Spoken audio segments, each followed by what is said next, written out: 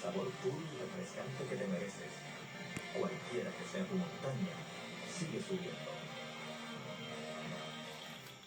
Tú me conoces y sabes de mi compromiso contigo. Me has acompañado en mi recorrido.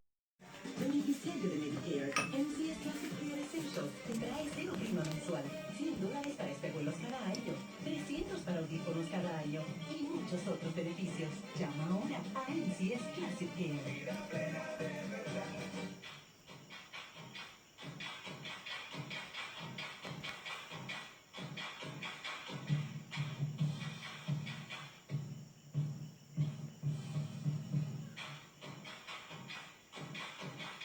Vive el deporte como nunca antes. Disfruta de retos, entrevistas, recetas saludables y mucha diversión con tus atletas y artistas favoritos en Onda Creativa. Miércoles a las 7 solo por Guapa Deportes.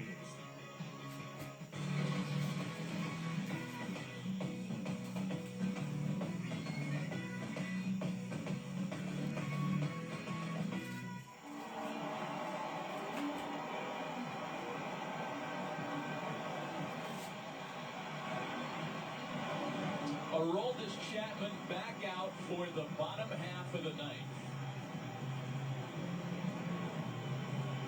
Incredible.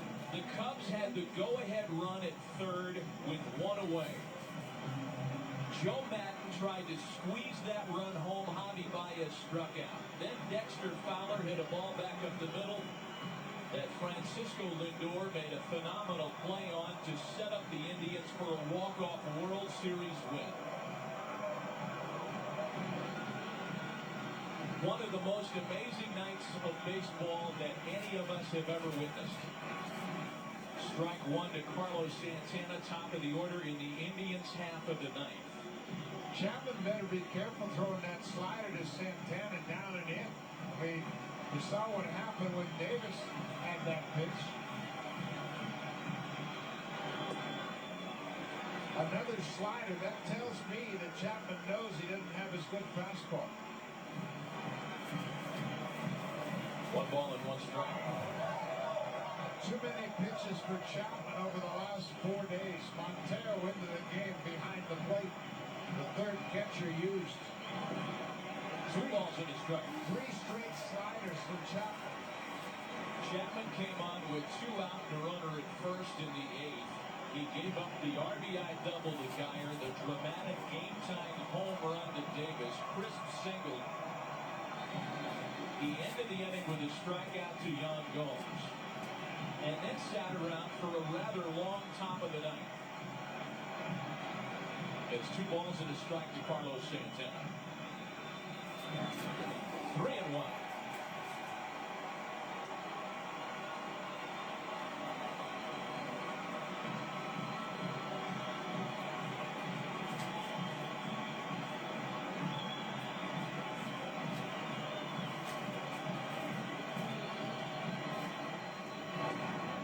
Takes a strike, a full count.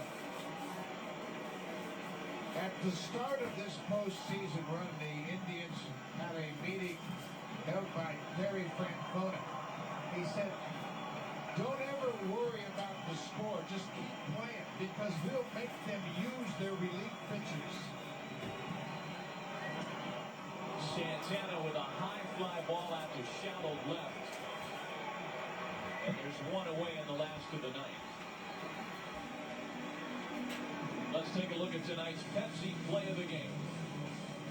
Rajai Davis with a man aboard gets a breaking ball down and in from Aroldis Chapman and hits a 2-run home run to tie it at 6-6. Just the 3rd home run surrendered by Chapman all season long. As the Indians were able to score 3 runs in the 8th, Brandon Geyer had double homer run off of Chapman. And then Rajai Davis with 2 strikes hits the game-tying home run. Here's Jason Kipnis now. He takes a breaking ball for a strike. Kipnis has singled and scored tonight. He's homered twice in the World Series.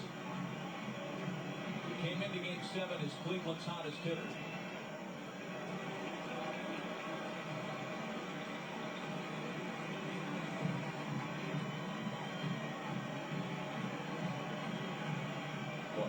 with sliders from Chapman here in the ninth inning. Montero sets up on the corner. Kipnis into the right field corner. Foul.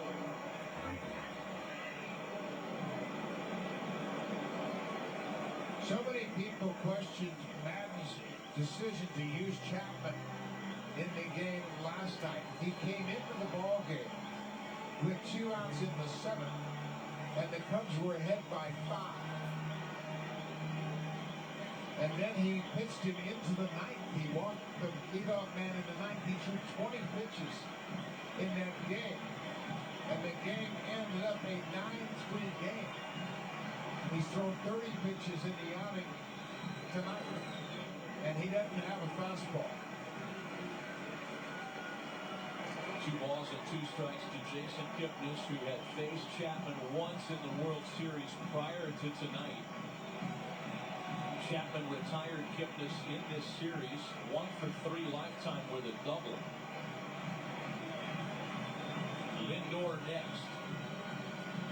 The 2-2. And a full count now. The conversation Francona had about continuing to play, he said, we might force them into using their reliever that they don't want to pitch. And that could serve us well later on in the series. And it's all playing out tonight. And now Montero goes in for a visit. 32 pitches tonight for Chapman, with a half-inning break mixed in that totaled nearly a half hour. 94 pitches in the last 3 appearances over the course of 4 days. And remember, he had an ankle problem when he retired Lindor at first base on that bang-bang play to end the 7th in last night's game. The 3-2 fouled away. 85 miles an hour.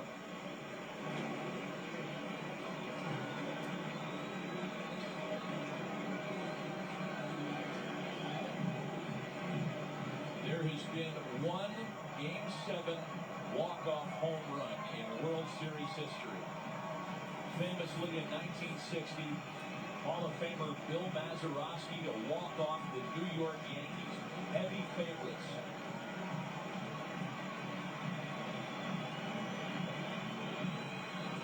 Got him swinging. Went back to the fastball, and there are 2 away. 98 miles an hour upstairs. Kipnis, after getting a steady dose of sliders, strikes out on that high fastball. This goes back to his bread and butter, and Kipnis can't catch up to it. Aroldis Chapman's thrown 13 pitches this inning, only 3 fastballs. And here's Francisco Lindor. First pitch popped him up. Hayward's got it, and Game 7 is going to extra innings in Cleveland tonight. Not even 9 can determine a World Series winner. To the 10th in a 6-6 tie.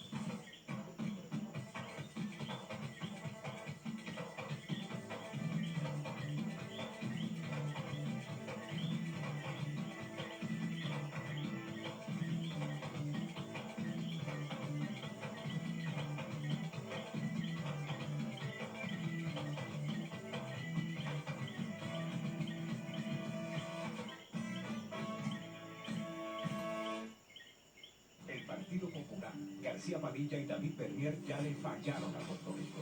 destruyeron nuestra economía y quebraron el país. Juntos nos arruinaron con más de 90 impuestos, aumentos dramáticos al IVA, la gasolina, el agua, la luz. Así quebraron nuestro sistema de retiro y se repartieron el dinero entre sus amigos. El Partido Popular es el problema, no la solución. Sácanos con tu voto. Pagado por el Comité por un Mejor Puerto Rico, no autorizado por partido, candidato, aspirante y sus comités.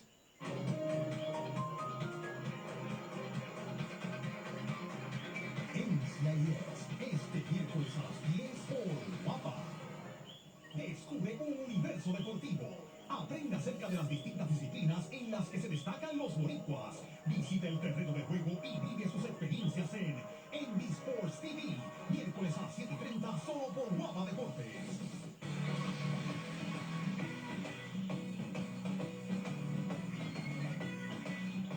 Cub fans have not abandoned the cause. The streets around Wrigley Field are absolutely packed, more so than when the series was there over the weekend, a 6-6 tie here in Cleveland. There has been oh my goodness. I mean, and now they're rolling on the tarp. Now a rain delay. You got to be kidding me. Oh my goodness. We couldn't even get that note out to you that there have been 4 winner-take-all games in World Series history that required extra innings. The first one back in 1912 was just a sudden death affair. But in 1924, the Senators, in 1991, the Twins, and then the 97 Marlins. Game 7s that went extra innings. Of course, that 97 Marlins win came against the Indians. That would be a cruel trick on this fan base. And Joe Madden getting the latest on the weather from Joe West, who is not the crew chief, by the way, but probably the closest to Joe Madden, that is. And the tarp's on the field.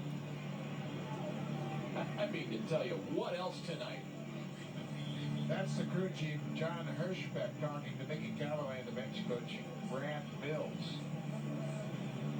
Brian Shaw, the pitcher, in the game as we speak, and now there's going to be a delay as the rains have returned here. And this was a threat. We knew this was a possibility late in the evening, and it's just a few minutes before midnight here in Cleveland, and now a rain delay. It was a threat the way getting in your car and running out of gas was a threat, because I didn't think it was going to happen tonight. By the way, there's something about Joe Madden and decisive World Series games and rain that seem to go hand in hand. We recall in 2008, Game 5, the eventual series winner for the Phillies against Joe Madden's Rays that year. Rain was a big part of the dialogue, and it changed some of the rules governing rain and the World Series. From that moment on, all World Series games had to be played to a 9-inning or 8.5-inning conclusion. There'd be no rain shortened finishes as a result of what happened that year. So players are headed for the clubhouses. Bullpens are clear. No one has left Progressive Field, I guarantee you that, though they've all taken cover the best they can. As Mother Nature has thrown a wrench in the proceedings tonight. At almost midnight Eastern, we are in a rain delay and a 6-6 tie before the top of the 10th inning could get started. We're going to take a break, and we'll be right back.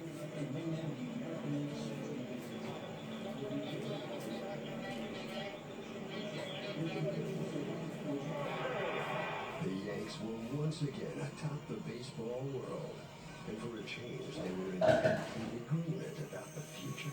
Yeah, you tell us, what will Reggie Jackson do next year? Like to win another World Series. For who? The Yankees. All right, Reggie. Let's talk a little bit about what you intend to do with this club next year. I'm not going to touch it. I'm not going to touch it. George did bring most everyone back the following season, but Billy Martin wouldn't last long. He and the boss would end up having 5 different stints together as they played out one of sports' most fascinating love-hate relationships.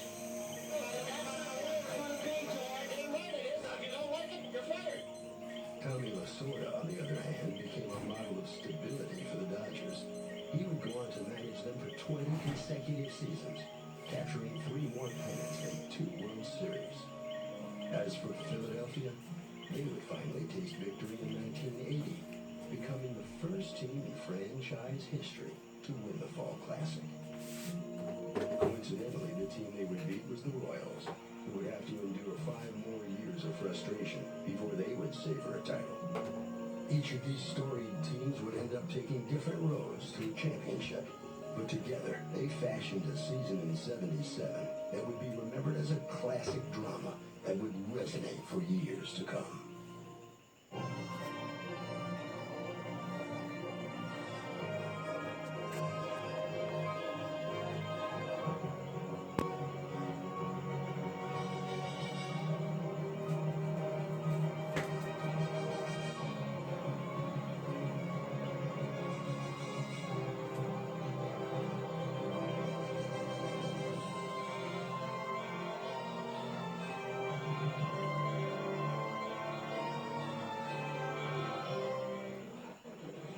We are in a rain delay.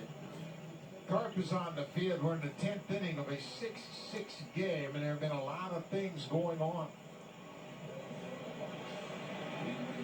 World Series Game 6. In the first inning, Dexter Fowler got it all started against Corey Kluber. He goes deep to center for the first run of the ball game. The Indians tied it with a run in the bottom of the third, and then in the 4th inning, a fly ball to shallow center. Rajay Davis is surprised. Bryant breaks for home, and he slides in safely because of a high tag. In the 5th inning, Javier Baez against Corey Kluber goes deep to center on a high breaking ball. Baez has really stayed on that pitch. And then, how about this? A wild pitch.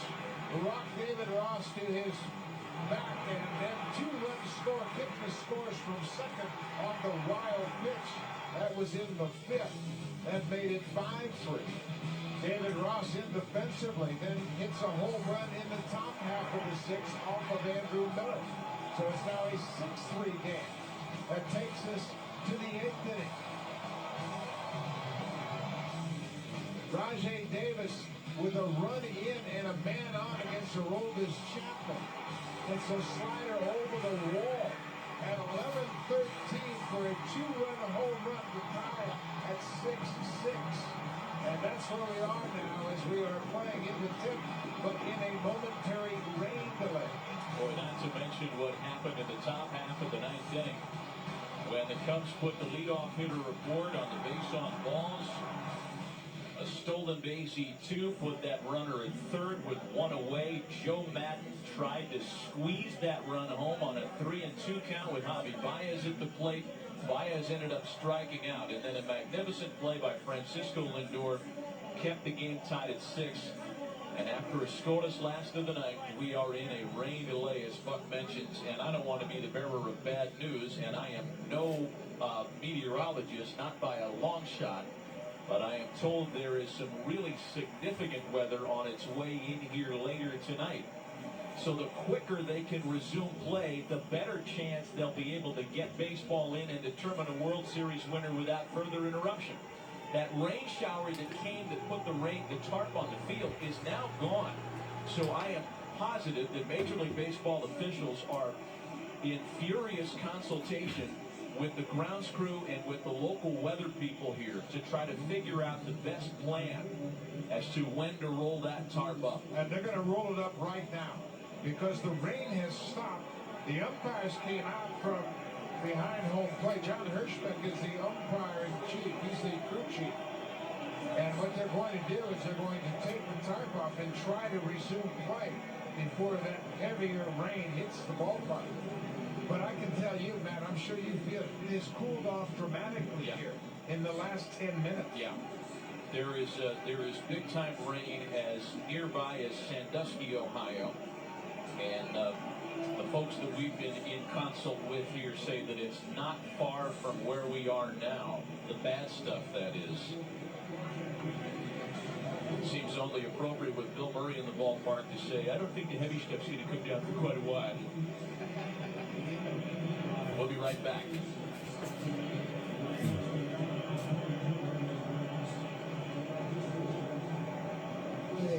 And his name was Charlie Finley. 1972 at spring training. Charlie Finley, told us that he was going to give us $300 on opening day if we had mustaches. And the A's blew them. Then soon after, there was hair everywhere in baseball. But the A's were more than just fashion trendsetters in the 70s. They were a dynasty, winning the World Series in 1972, 73, and 74. They became only the second franchise in baseball history to capture 3 straight titles.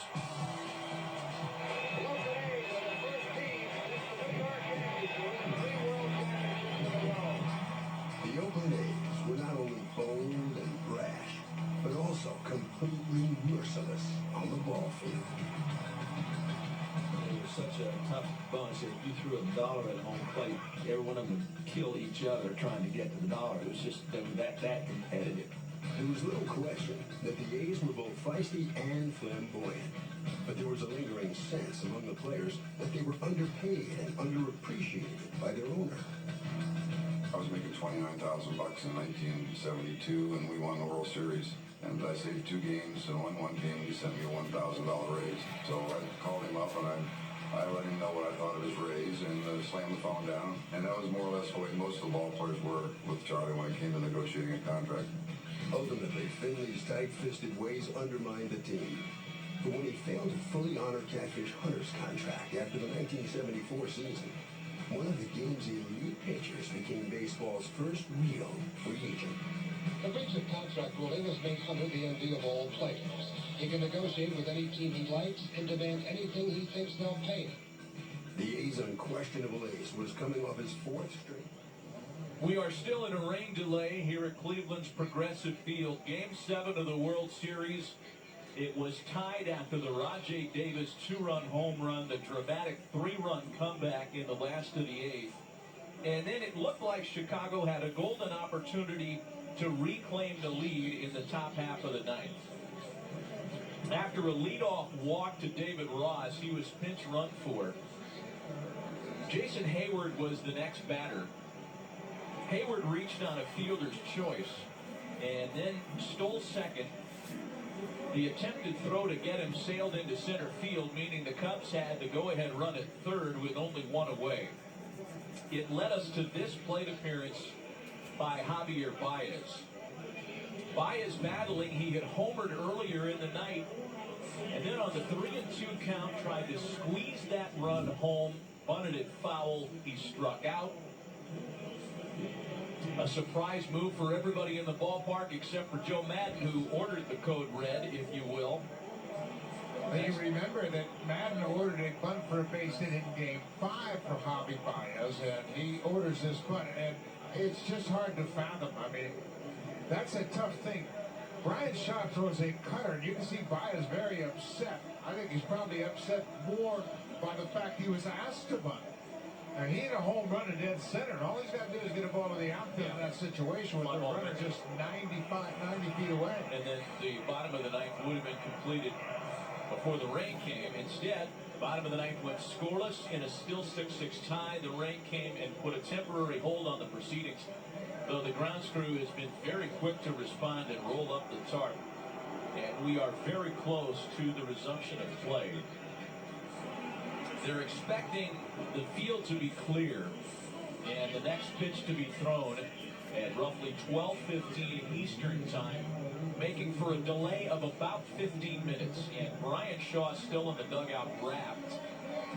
I mean, now it's a real guess as to pitching the rest of the night. If it's a quick turnaround, which it seems to be, Shaw could be good to go back out there. Yeah, he's fine. He's fine. He's going to go back out and resume this ball game. But should it go longer, I think the next guy we might see for the Indians would be Trevor Bauer. Yeah.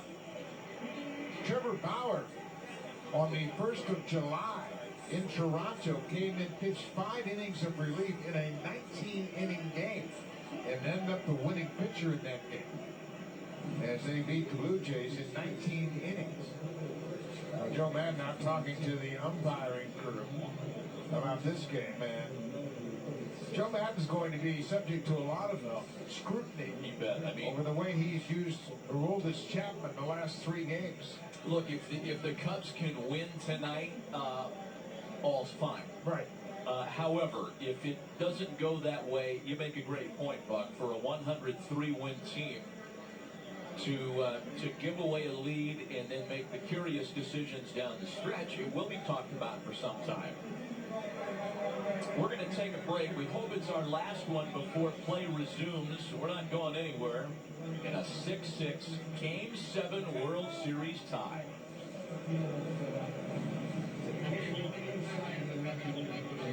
Technology's there to help you. We gotta take it.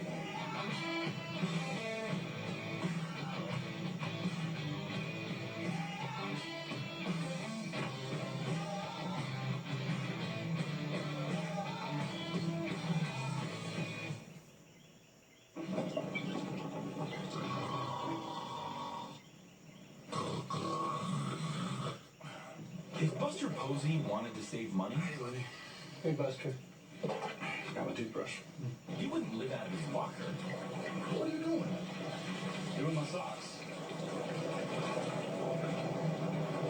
He'd save money with Esurance.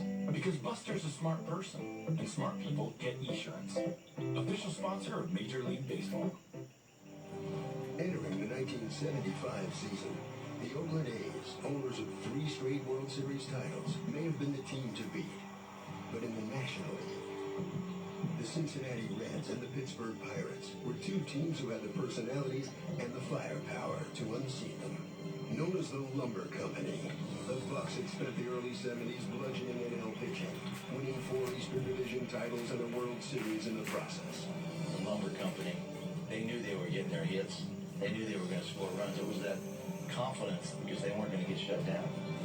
This relentless attack was led by all-star hitters Manny Sanguine and Al Oliver, as well as their perennial MVP candidate, the intimidating slugger, Willie Stargell.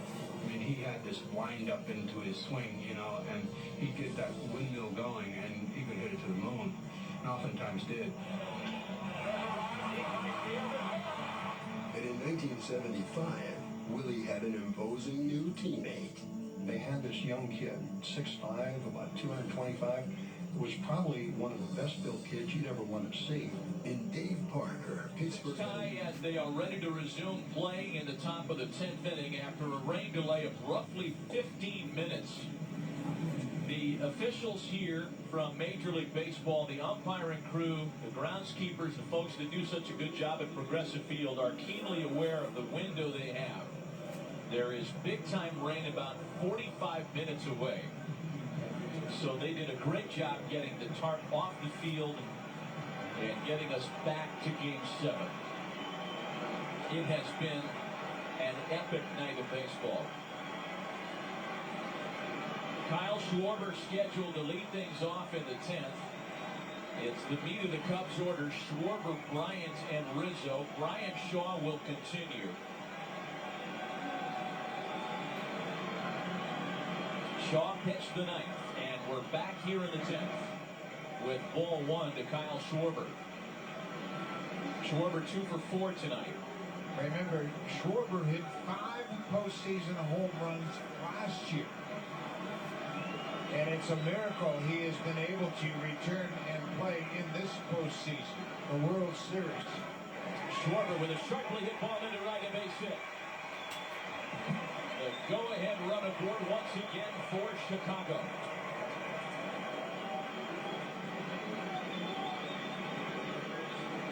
They're going to pinch run for him right now. Albert Amor Jr. will come on to pinch run for Schwarber. This is his 3rd hit of the night. We talk about it being an advantage for the National League team to bring him back here as the DH. They have not lost faith in Murphy's bleachers in Wrigleyville. Go ahead run at first for Chris Bryant, who has had 2 terrific nights in games 6 and 7.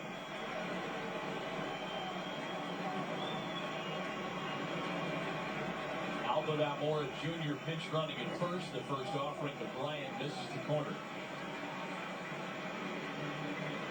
This is the third time in the last 4 innings that Chicago has put its leadoff hitter aboard. They did it in the 7th and failed to score, did it in the 9th and came up empty. 1-1 to Bryant. Kyle Schwarber departs. His World Series line is complete. 7 for 17 after not playing since the first week of the regular season. Really an amazing story. He departs with a pinch runner who represents the go-ahead run.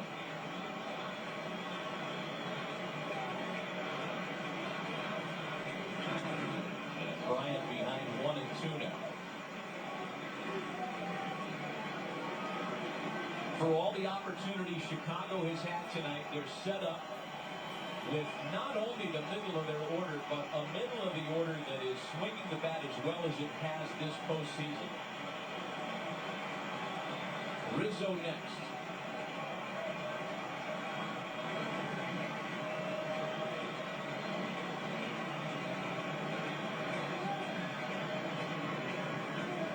Here's Shaw's 1-2. 2 balls and 2 strikes. I would not be surprised if they start the runner in this at bat just to try to get that runner into scoring position for the next 2 left-handed batters. Rizzo and Zobrist the switch hitter. Just put him in motion, see if you can't create a hole for Bryant. Perhaps the Indians thinking along those same lines as they check in with Almora.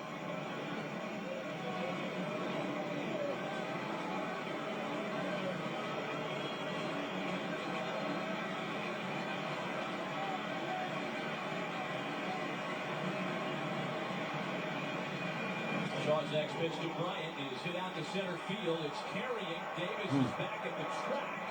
A loud first down. Almora tags up and gets the second. The go-ahead run in scoring position with 1 away. Again, the Cubs taking liberties on Rajai Davis's arm. Good read by Almora. Once he saw the ball was going to be caught in deep center field, he retreats to first, tags up, and advances on the long out. And now, indeed, they get that base runner into scoring position. Bryant hit it hard and deep to center. Mickey Callaway out to talk about this at bat now. They've got a decision to make. Watch Almora. Reads the ball off the bat. Sees Davis is going to make the catch. Returns to first to tag. And moves up on the out. Gets himself into scoring position. So now the question for the Indians. Do you want to just put Rizzo on and work to Zobrist with 1 out? Boy, it's really a pick your poison. Ben Zobrist is switch hitter due up after Rizzo, so it's not like you'd be playing a matchup. You're just picking the player here if they choose to pass Rizzo. Rizzo's been hot. Oh, well, you're giving yourself an opportunity to get a double play and get out of the inning. Rizzo has been hot, and he's been a terrific player. They're going to put him on. But it's hard to find fault with this. No, I agree with this. You know, you try to use that cut fastball of Shaw to get the double play off Zobrist's bat. Rizzo homered yesterday, has an RBI to his credit tonight.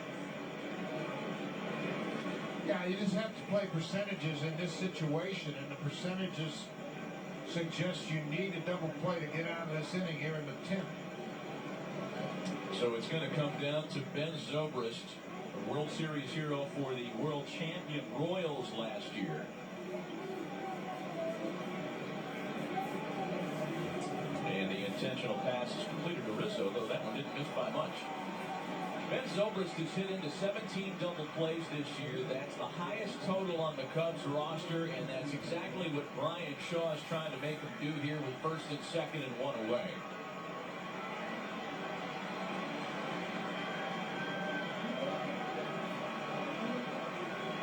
This is something Brian Shaw had success with during the regular season. He induced 8 double plays, and that was among the leaders. That was among the leading totals, that is, for American League relief pitchers. Here we go. Fastball spins Zobrist around. Remember in the ninth inning, Terry Francona brought Michael Martinez into the game defensively to play right because he's got a good arm, and they took Coco Crisp out of left and moved Geyer from right to left. So this is their best outfield defense. Shaw's 1-0. A strike 1-1 to Ben Zobrist.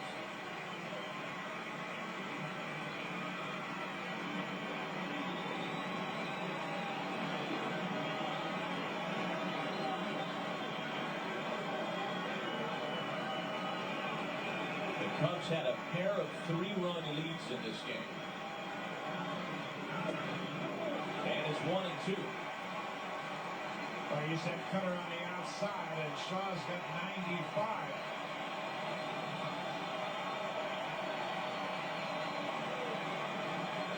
Good job by Gomes to catch it cleanly.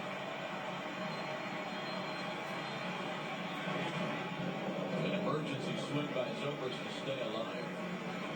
The biggest lead that the Cubs had tonight was 4 runs.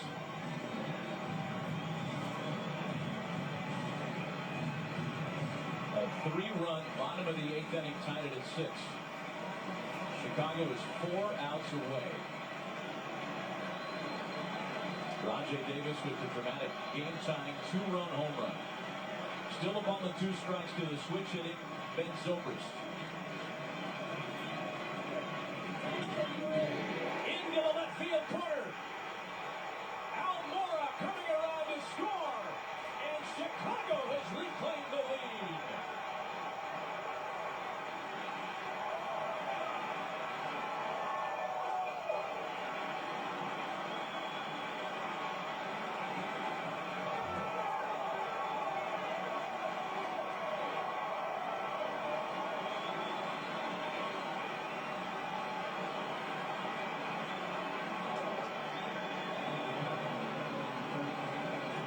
The scene outside Wrigley Field.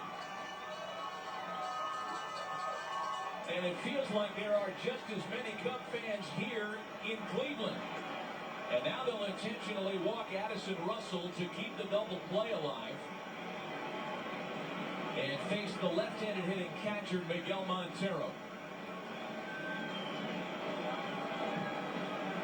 What an at-bat by Ben Zobrist to stay on that outside pitch, and he went with it and hit it past the third baseman down into the left field court.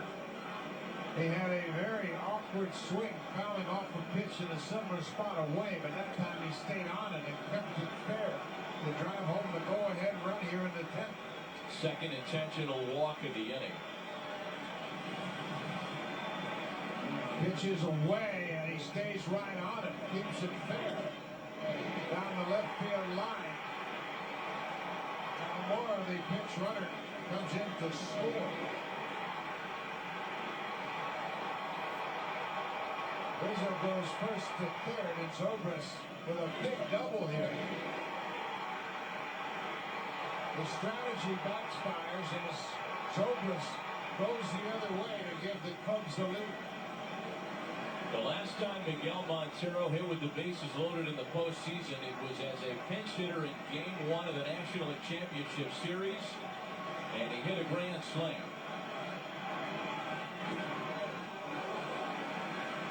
A ball and no strikes to Montero. It was just the 3rd pinch hit grand slam in postseason history.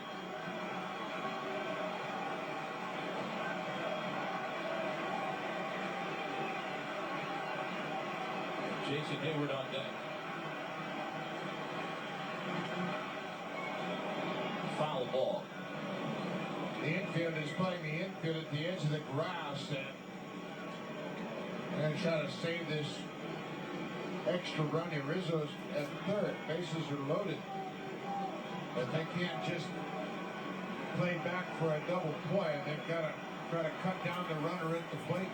Is there any chance that it's going through Joe Maddon's mind again to bunt?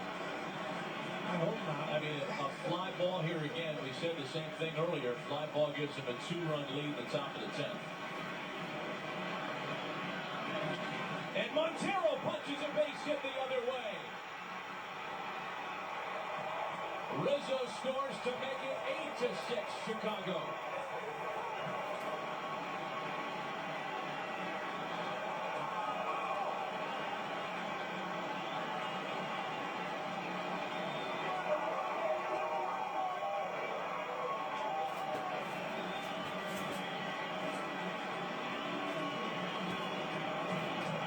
Here comes Terry Francona.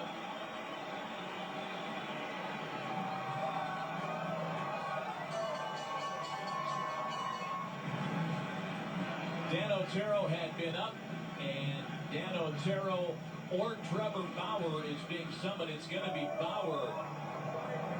He started 2 games in the World Series, and he's going to try to keep any further damage from crossing the plate in the top of the 10th. Only 1 away, bases still loaded, 2 runs in. The Cubs have reclaimed the lead.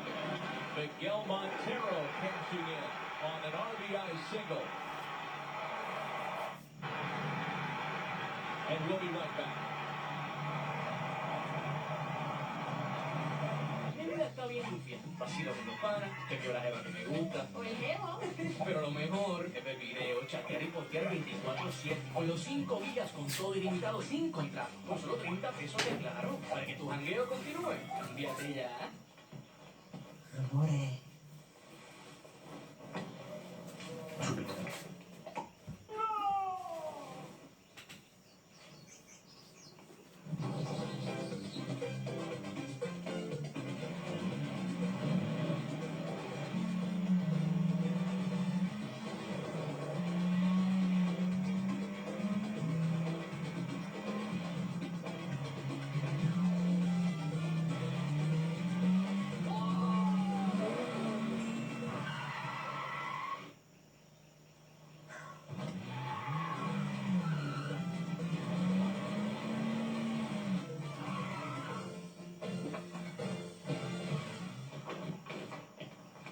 Amore.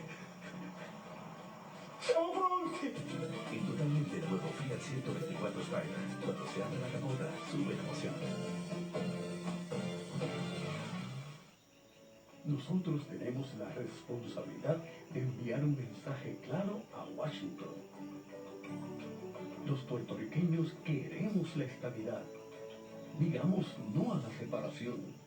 La estabilidad asegura más empleos. No podemos jugar con el futuro de nuestros hijos a poner una estrella más en la bandera americana. Es lo que merecemos.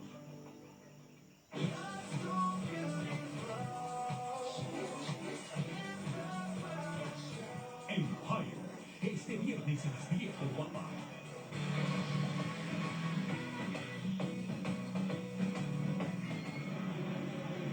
Anthony Rizzo able to score in front of Miguel Montero's RBI single. It gives the Cubs a 2-run extra innings lead. Fire still hot, as they say. And Trevor Bauer is called on to work in relief tonight. He's made a pair of World Series starts, 0-2 in the postseason with a mid-5s ERA. He's just going to try to get the Indians out of this inning without any further damage in the 10th. The reason they've gone to Bauer here in this situation with the bases loaded and 1 out is because the batter, Jason Hayward, Bauer struck him out twice in his start on Sunday in Game 5. And that's what they need right here, a strikeout with the bases loaded.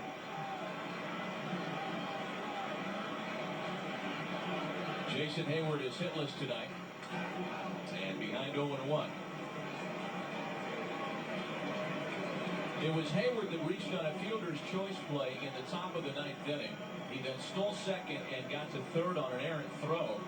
The Cubs were set up with the go-ahead run at third and 1 away in the 9th. Baez was called to sacrifice bunt to squeeze that run home. He struck out, and then Fowler was robbed on a brilliant play by Lindor.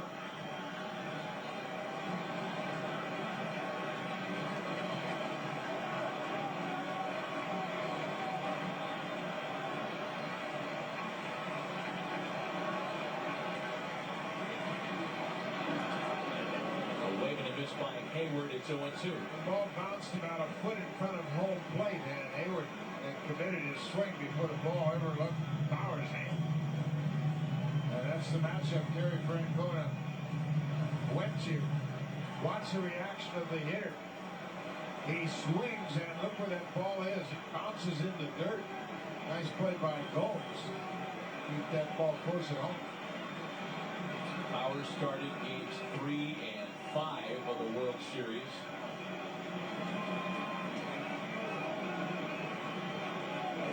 Next pitch to Hayward, fouled away. Most recently, 4 innings of work in the 3-2 loss Sunday at Wrigley. Gave up 3 earned on 6 hits over 4 innings. It all came apart for him in the 4th. 3 brilliant innings from Bauer, and then he hit the wall. Home run, double, single, single. 3 runs in the 4th inning after the Indians had a 1-0 lead. Infield again in for Cleveland. Next pitch to Hayward. A swing and a miss. And there are 2 gone here in the 10th.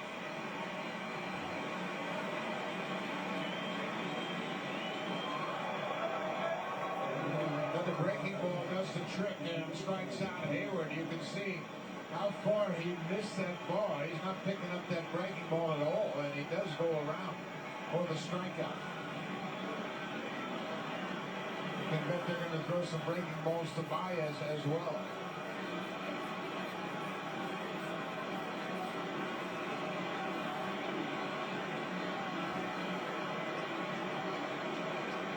Javier Baez is homered tonight.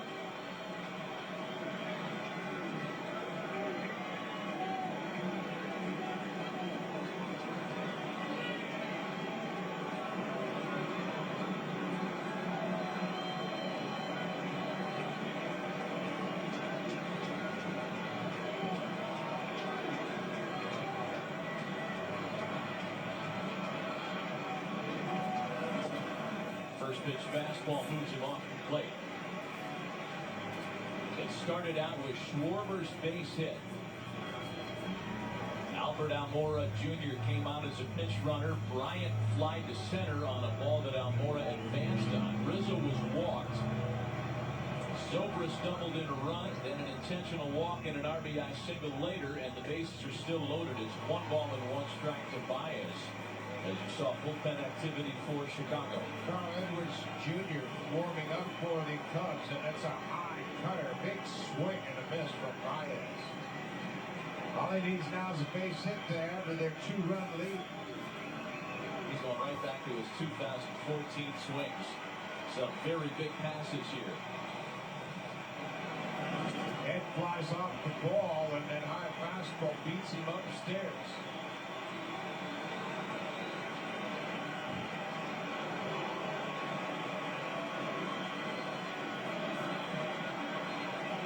Javier Baez is 1 big hit away from making a bottom of the 10th inning comeback almost impossible. There's the curveball that Baez laid off. 2 balls and 2 strikes. But for 2 fan bases that have waited since 1908 and 1948 respectively, extra innings and a rain delay in Game 7 don't seem like a big deal.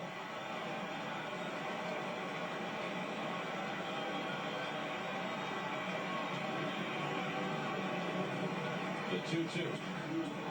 Baez swings and sends a fly ball into center. Davis is camped under it to retire the side, and the Indians once again have work to do. Their last chance tonight. Napoli, Ramirez, and Geyer. As we go to the bottom of the 10th inning in Game 7 with the Cubs 3 outs away from a World Series win. ¿Qué es lo que necesitas de un seguro? Yo busco un seguro que me resuelva rápido. Que cuando llame no tenga que esperar. Que pueda gestionar la reclamación desde el lugar del accidente. Que cuando llame por teléfono a cualquier hora no tenga que hablar con una máquina.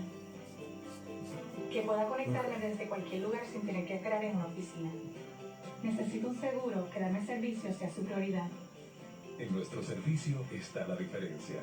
Eso es calidad Universal. Piensa cómo te vas a sentir el 9 de noviembre si por una mala decisión tuya gana Ricky Rosselló. Piénsalo.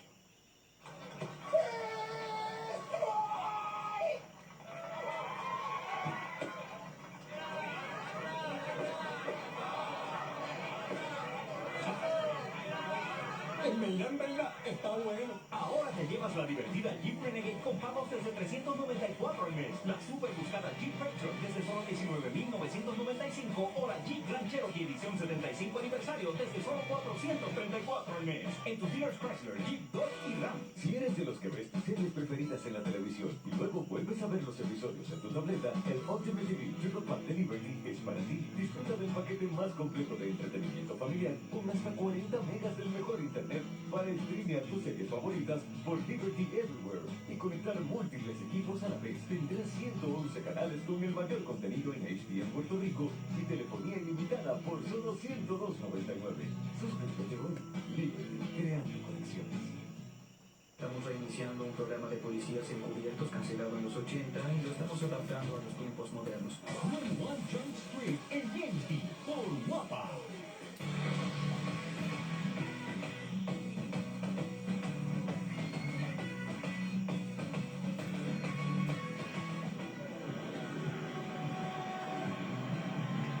Two runs in the top of the 10th inning by the Chicago Cubs have them once again on the verge of a World Series title.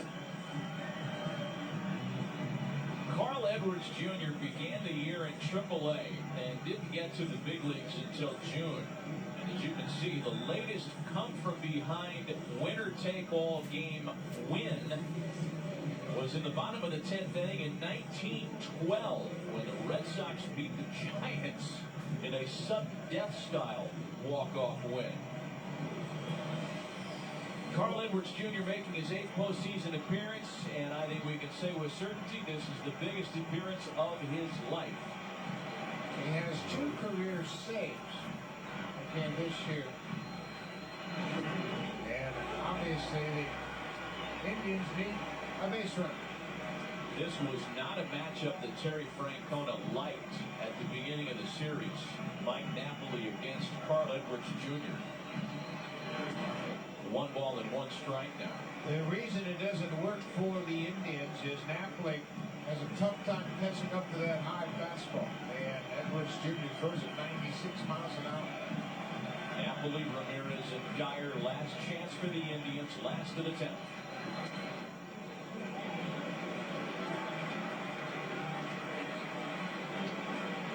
Carl Edwards Jr. was never a blue-chip prospect. 48th round draft choice by the Rangers in 2011.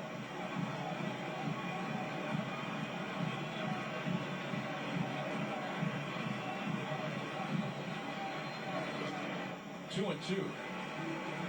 Edwards had initially committed to play college baseball for the Charleston Southern Buccaneers because he wanted to play alongside a high school teammate and friend. That teammate died in a car accident, and Edwards instead decided to enter the draft. Strikes out Mike Napoli, and the Cubs are 2 outs away from World Series glory. Napoli 0 for 5 tonight with 3 strikeouts. And he's a big run producer and hasn't been able to come up with anything big.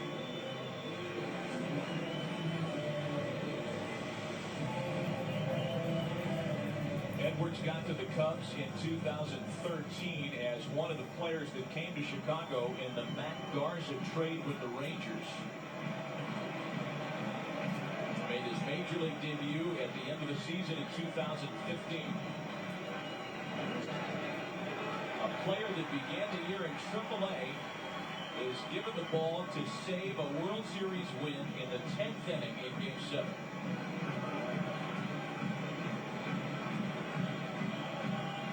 To Jose Ramirez. That's a foul ball.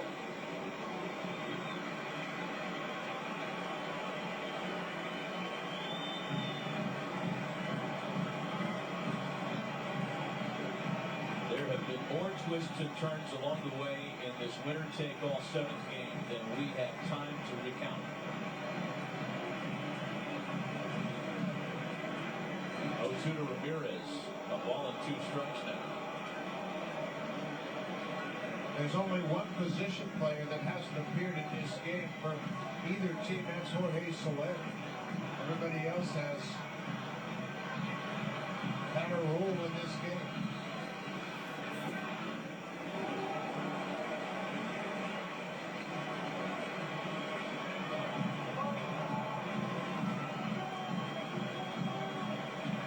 2 balls and 2 strikes.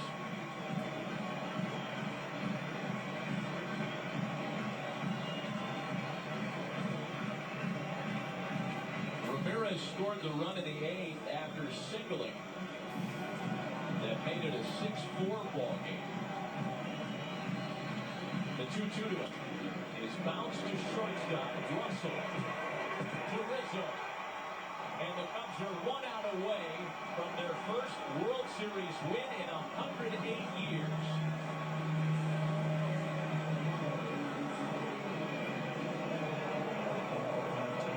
A lot of ups and downs tonight for Joe Maddon. They got up early, first batter of the ball game in a home run.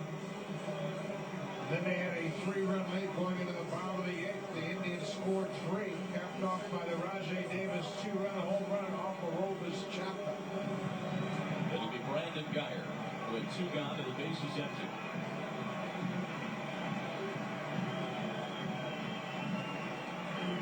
Joe Maddon got to the World Series as Mike Scioscia's bench coach with the Angels in 2002 and won a ring.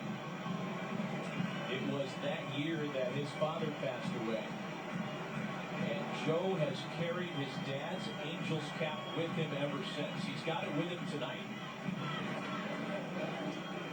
He pulled it out of his bag tonight when we met with him in the office, and it was the old Angels logo, the periwinkle blue. Joe told us he thinks about his dad in moments like this, and I'm sure he'll be on Joe's mind regardless of what the outcome is tonight. It's 3 balls and no strikes now. And Joe told us his dad wore that baseball cap around his shop, and he had it tucked in his backpack and put it on his desk because he was talking about his father. When he was asked, who are you going to think about tonight in this game? Rajai Davis is on deck. He hit the game-tying home run in the 8th.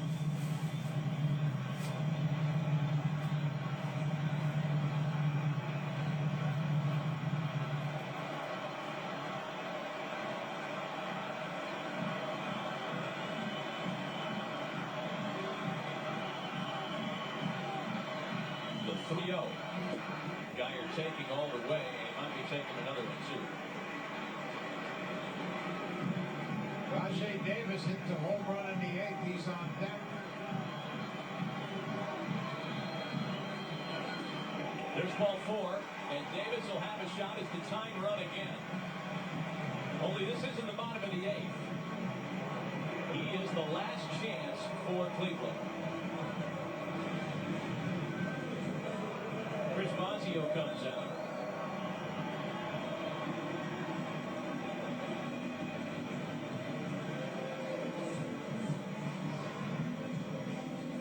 This was the swing that Rajai Davis took in the last of the 8th. After the Indians had made it a 2-run game, Davis tied it with just the 3rd home run allowed by Aroldis Chapman all year, and this place went crazy.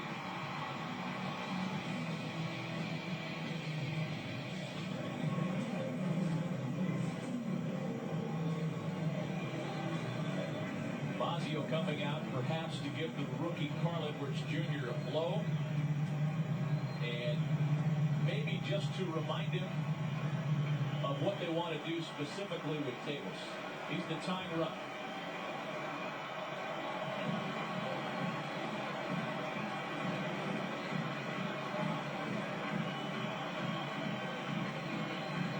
Geyer's going to run. Nobody cares. He gets into second base. And it's a ball and no strikes to Davis. Rajai Davis has hit 2 home runs in a game 3 times in his career. Most recently, May 18th at Cincinnati. Davis with a base hit back up the middle. Here comes Geyer. And it's a 1-run game.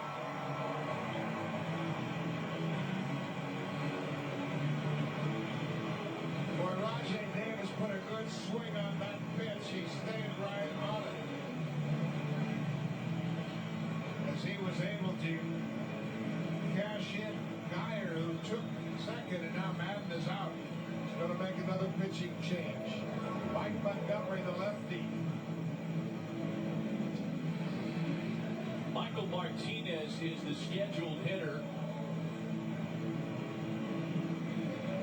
It'll be just his third plate appearance of the series.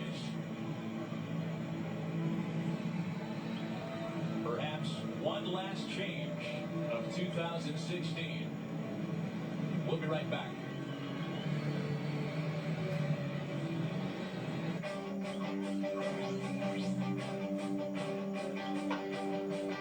En Copa Airlines, junto con la Major League Baseball, conectamos al fanaticado en una sola afición: el béisbol.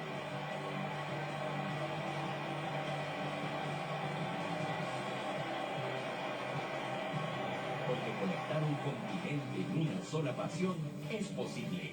Copa Airlines, aerolínea oficial de la Major League Baseball. Piensa cómo te vas a sentir el 9 de noviembre si votaste por David Bernier y despiertas con el mismo gobierno de García Padilla. Piénsalo.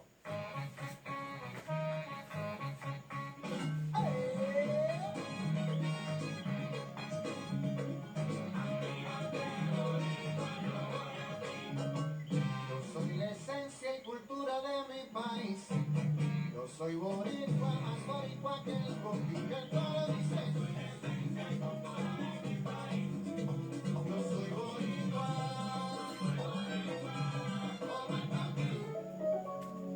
Con lo mejor del mundo del automovilismo. Ser piloto de carreras es cuestión de adaptarte a diversas situaciones. Cada vuelta es diferente y cada coche es diferente. La tecnología más avanzada. La simulación en realidad virtual está empujando los límites en diseño y tecnología para los autos del futuro. Es asombroso que la tecnología que hemos aprendido en la pista sea aplicada al coche de calle. Las rivalidades más intensas. Tienes que cuidarte de todos y no importa si tienen solo 18 años o 50. Los pilotos son egoístas, quieren hacerlo todo, lograrlo todo y competir en cada serie posible. Yo soy igual. No se puede creer que los compañeros de equipo hayan chocado, pero así es. ¡Qué desastre! Si sueñas con el campeonato, tienes que ganar puntos en cada uno de los eventos. Nunca he terminado de mostrar cuán bueno soy.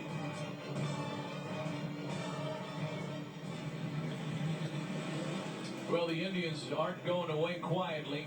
Rajay Davis with a 2-out RBI single to extend their chances tonight, make it a one-run ball game with 2 out in the 10th. Rajay Davis delivers a solid single to center. And that knocks Carl Edwards Jr. out of the game. Not so much that he was throwing poorly, but because the left-hander Mike Montgomery has been a starter, and he's got a good chance of keeping Davis put at first, the lefty. Michael Martinez is a career 197 hitter in 267 career games. He's been a role player his whole career, switch hitter in from the right side.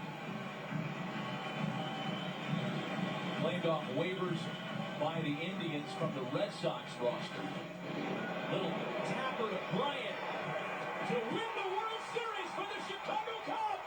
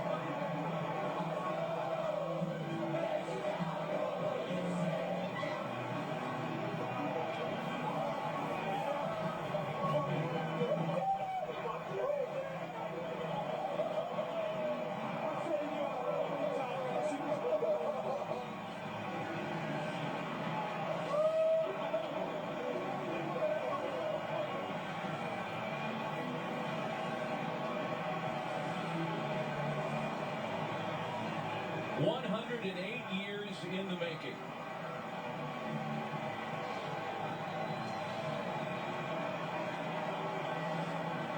A Game 7 that will go down in history as one of the best, one of the most compelling, one of the most unpredictable in Major League Baseball history. Absolutely, when you think about all the twists and turns that occurred in this ball game. John Lester pitching 3 innings after starting on Sunday. Aroldis Chapman giving the tying home run to Rajay Davis in the 8th. And the Cubs just never quit.